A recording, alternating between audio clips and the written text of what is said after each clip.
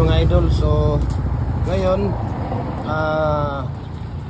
ayan, ipapakita ko sa inyo mga idol, no, kung kayo ay nagmamanufacture talaga ng pins concrete post at saka dragon fruit post, advice ko talaga sa inyo, mayroon kayong bar cutter, no. Lalo na ito, maramihan yan eh ang pagputol. Hindi pwede yung tawag dito, hindi pwede yung hindi pwede yung i-grinder mo, kasi pagka grinder ang gamitin mo, gasto sa kuryente. Ang pinakauna talaga magastos sa cutting disc, no? Mahal ang cutting disc, kaya talo na tayo doon. Unang-una talo na tayo doon. Cutting disc, tapos tawag dito yung kuryente at saka grinder. So pag bumili ka ng bar cutter, kagaya nito, bar cutter, ay hindi masyadong ano, no, katamtaman lang yung kumbaga ano lang, talagang namamarihas, no? Parehas lang yung ano niya, gastos, no?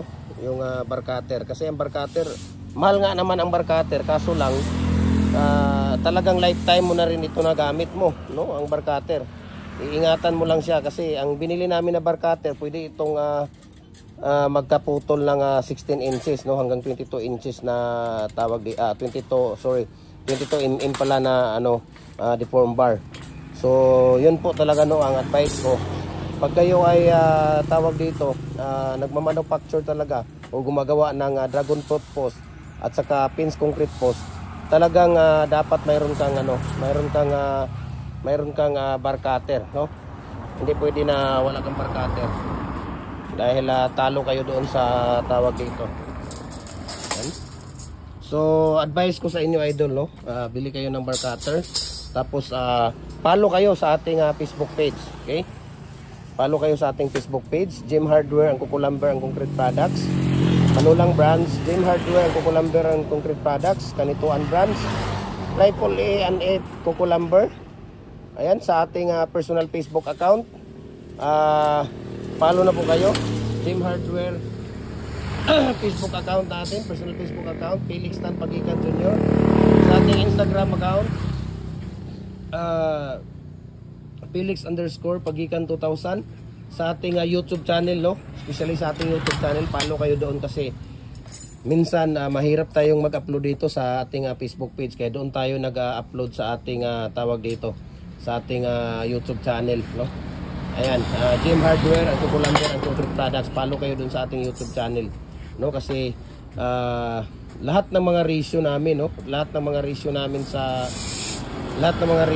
sa buhangin, cement, tips namin kung paano gagawin, ano ang mga techniques, ayan, no, molasses, especially sa mga bricks natin, no, bricks at saka decorative at hollow blocks, yan, napakamasilan po ng mga concrete products yan, no. Importante talaga dyan ang quality, tibay at quality ng ating gawa, dahil napakasilang yan, no, tawag dito. Kaya importante doon ang tamang ratio ng buhangin, cement, tubig at molasses, no, dahil masilan po siya.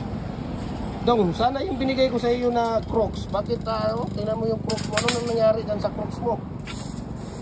Natasan ko kasi mainit. Grabe naman yung Crocs mo. Akin pa yan. Last year pa yata yan, ha. Ilang Crocs na ako nagbigay sa iyo. Nasaan na ba yung mga Crocs na binigay? Yung bago lang, binigay ko last week. Nasaan na? Tuwara dito kay. Ayan. So, yun nga, no, nasaan na tayo? Nawala na tuloy ako sa, ano, doon pala tayo sa mixing, no, especially doon sa mga toppings natin. Okay? So, dapat talaga, idol, yung tawag dito,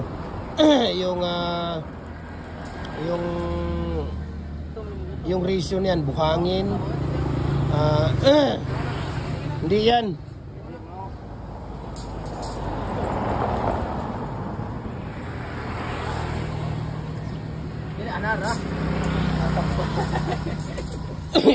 Ratio ng buhangin dyan, cement, water at saka tawag dito yung molasses, no.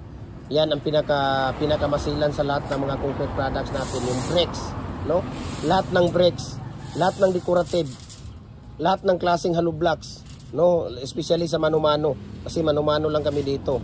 Ayan, so talagang napakasilan yan. Importante dyan ang tamang ratio, ang tamang mixing, okay? Tamang paghalo ng ating tawag dito hollow blocks, tamang paghalo ng buhangin at saka simento, molasses at saka tubig, no? Tama ang paghahalo niya, kasi pag hindi tama ang paghahalo niya, nako, talagang napaka ano po yan, napaka tawag dito, napakasilan po yan, no? Baka masayang lang ang concrete products ninyo. Ayan. So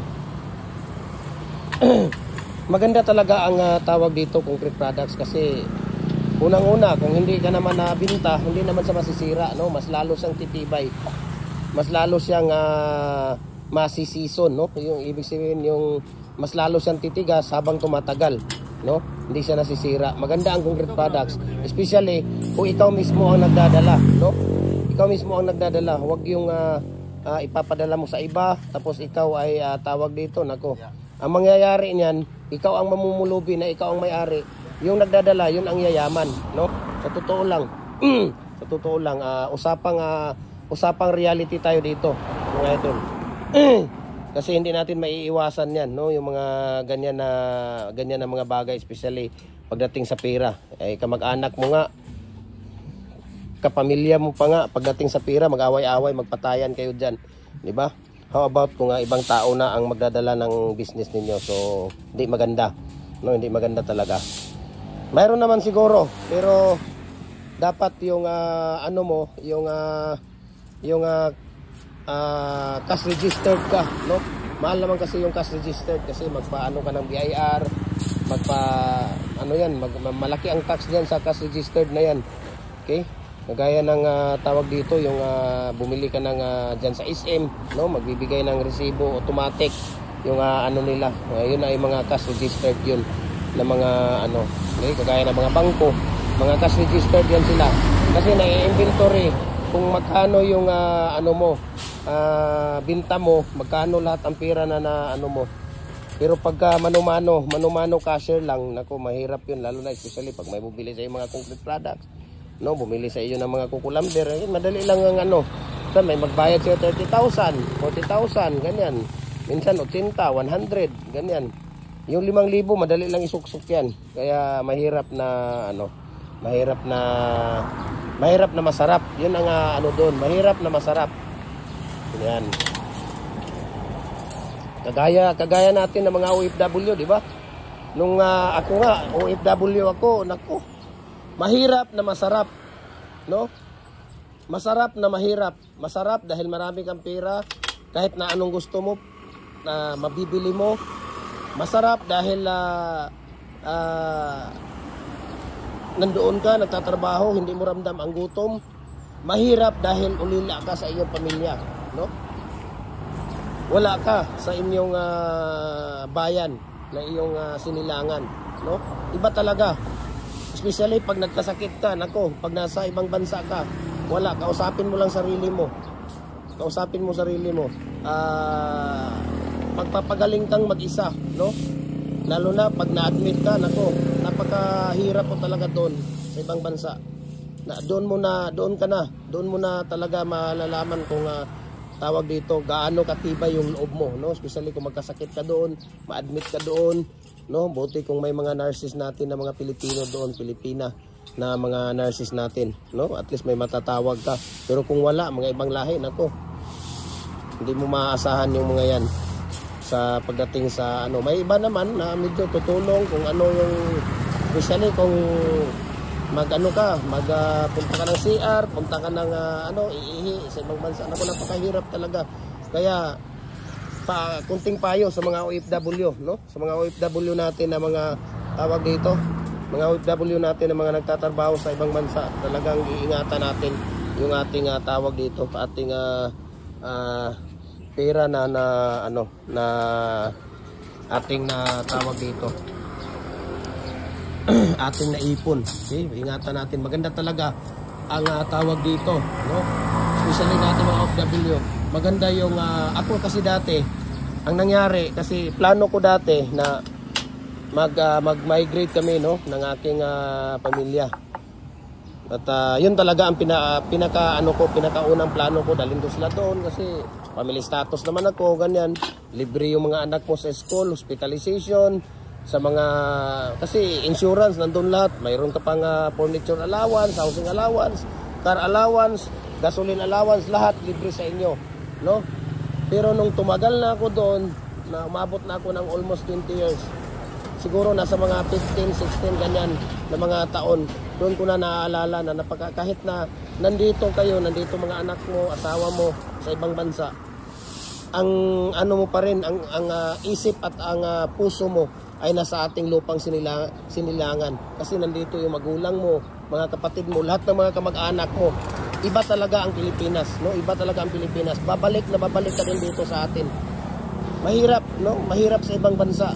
Mahirap sa ibang bansa. Totoo lang. Mahirap na masarap. Yun nga ang sinasabi ko. Kaya sabi ko dati, pag tawag dito, hindi ako, pag uwi ko ng Pilipinas, naku, gala doon, gala dito, pamilya, dala ko, ubos-ubos yung pera ko.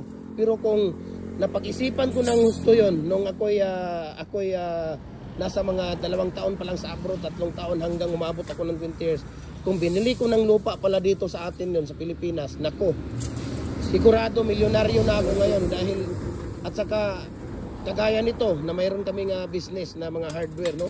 Napakahirap, napakamahal po talaga ang lupa, no? Napakamahal. Kasi kung alam ko lang na ganito pala ang babagsakan ko, hardware, mga concrete products, dapat noon pa bumili na ako ng lupa.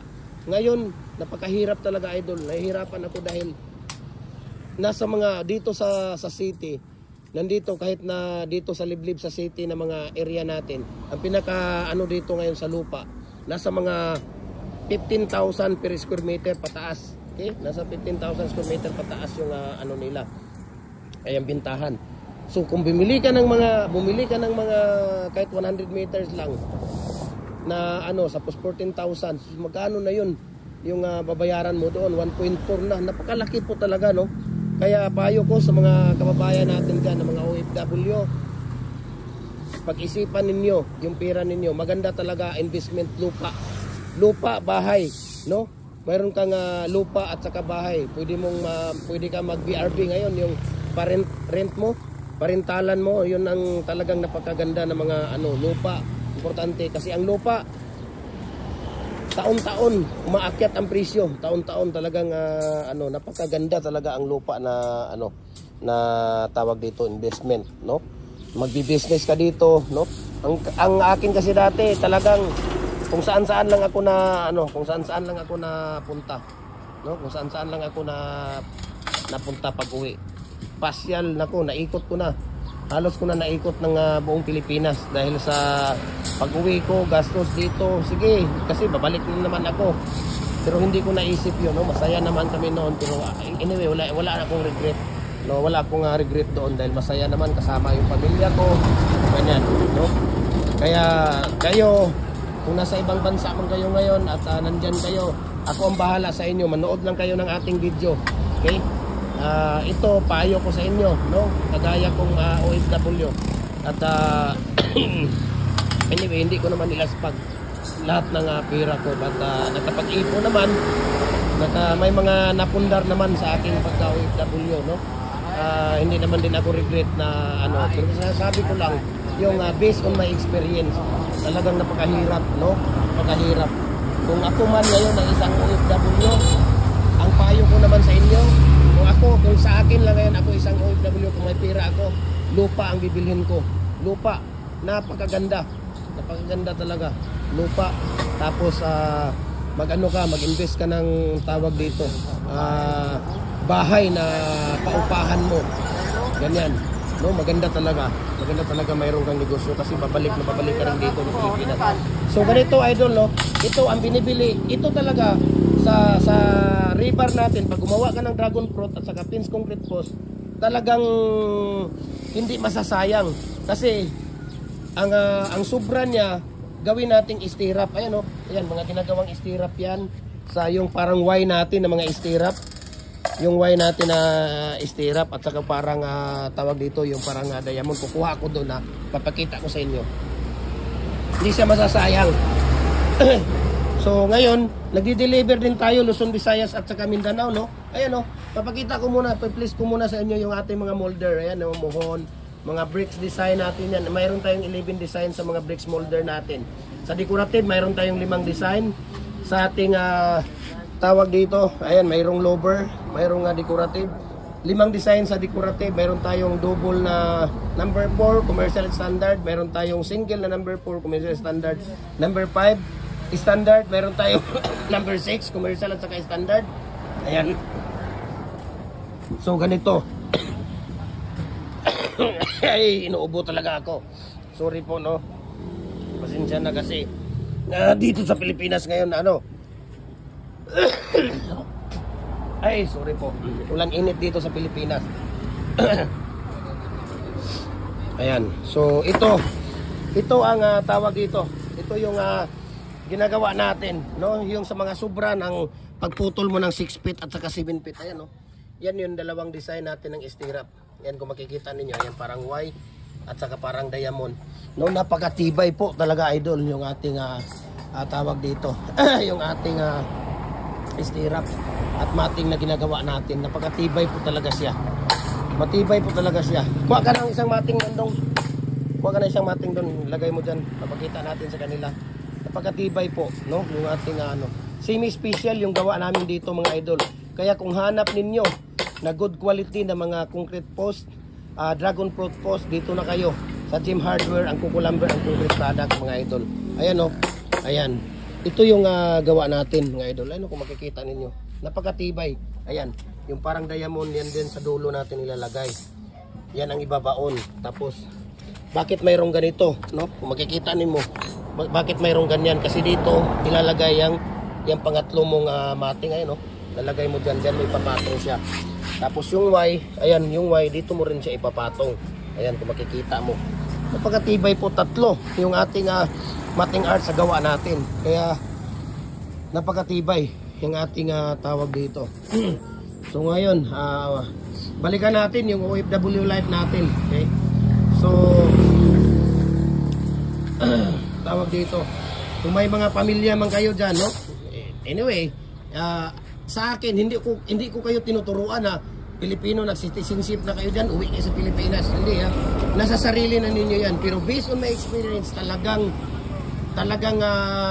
kahit yung mga kasama ko na mga citizen na din doon sa sa ibang bansa, kausap ko sila, sabi nila mahirap din pala, pare, mahirap din pala, no?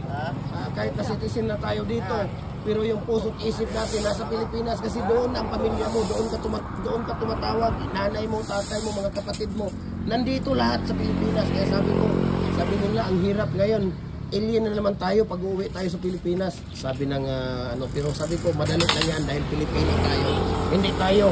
Hindi tayo pwedeng hindi tanggapin, no, sa atin, sa lupang sinilangan natin, dahil pango ang ating ilong.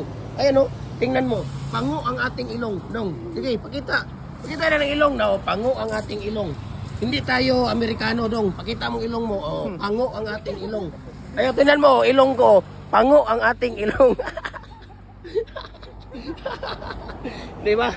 Kailangan pabalik tayo dito sa ating lupang sinilangan. Dito tayo maninirahan, dito tayo maghahanap buhay. Okay? Ayan. So, sabi ko nga sa inyo, no? Nung ako'y nasa abroad, sabi ko pagdating ng linggo, no, end of the week. Kasi kami, 2 araw kaming walang pasok eh. So Friday pa lang, Webes pa lang, wala na, no? Walang free mo na ng gabi, kaya gala lang ng gala, shopping ako ng shopping. Wala ka namang ibang gagawin pag nasa ibang bansa ka eh. Mag-shopping ka lang ng shopping kung gusto mong hindi naman pwedeng nandoon ka, maboboard ka doon sa bahay mo. Magagawin mo doon, no? Wala. So, yun ang ginawa ko. Ubos yung aking tawag dito, mga allowances, mga kasi panay ang ko, ito bilhin ko to para sa kapatid ko, ito para sa mga pamangkin ko, ito para sa mga kamag-anak ko, ganito, ganyan. Ang dami, no? Masarap. Yan sinasabi ko, pag OFW, masarap na mahirap. But talaga, usapang business tayo dito, reality story. Okay? Ayan, so napakahirap po, no? Especially dito sa atin sa Pilipinas. Yung may mga asawa diyan, no, na nandito lang. Minsan pa pag nagpadala ka, nako, pag naipadala mo na yung pira, wala na kahit thank you, hindi man lang ka sasabihin, "Hello, Pang. Oy, honey, sweetheart. Ayan na, natanggap ko na yung pira. Maraming salamat," no? Ganyan, wala. Yung minsan ganyan ang mga estilo, napakasakit po, no, para sa atin na isang OFW na ganyan. Pagkatapos na naman ng pag malapit na ang sahuran, doon ka na naman tatawagan. Doon ka na naman anuhin. "Hello, Pang, sweetheart, honey, kumusta ka na dyan?" Ganyan. Pagka malapit na ang sahuran. Kasi magpapadala ka na naman ng dolyares, di ba? Yun talaga ang ano doon. Napakasakit talaga, napakasakit. No? Maganda talaga yung ito, reality talaga to dahil nangyari sa akin ito. Kaya dati nung ako'y nandito pa sa Pilipinas sila, lagi kong kinakausap sila na ganyan. Huwag kayong dahil kayo doon kami huhugot sa inyo ng lakas, no? Talagang napakasarap ng feeling pagising mo ng umaga, naka-receive ka ng text, naka-receive ka sa messenger mo ng kumusta ka na dyan, Pang?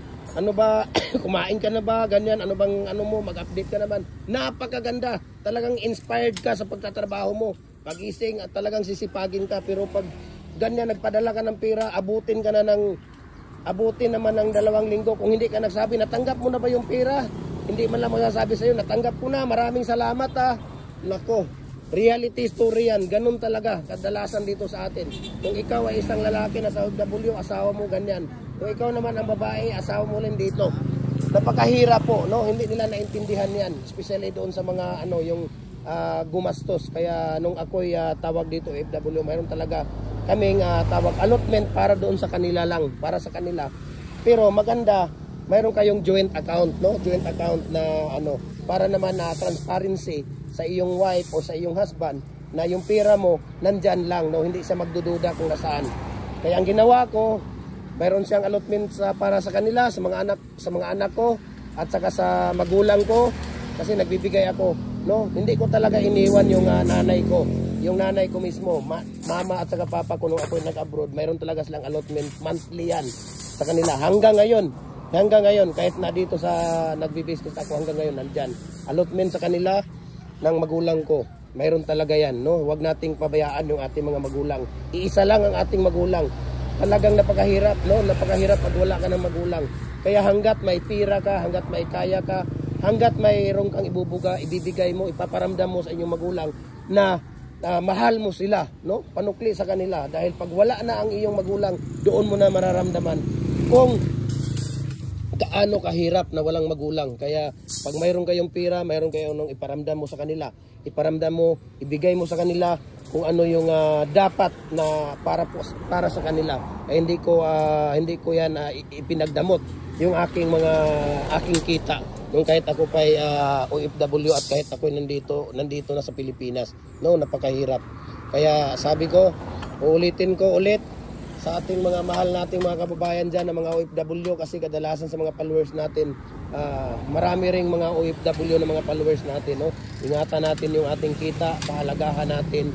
Kung hindi man natin hindi tayo business minded, mag-invest tayo ng mga lupa, ibangko natin, uwi tayo sa Pilipinas, talagang matuto kang magbi-business. Kasi anong gagawin mo sa Pilipinas kung wala kang negosyo, no?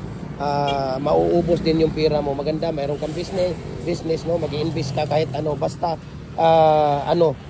align ng inyong tawag dito puso at isipan. Huwag ka rin magbi-business ng gaya-gaya lang. Si Fulano ganito, nag-business ng hardware, ganun din yung ko. Huwag.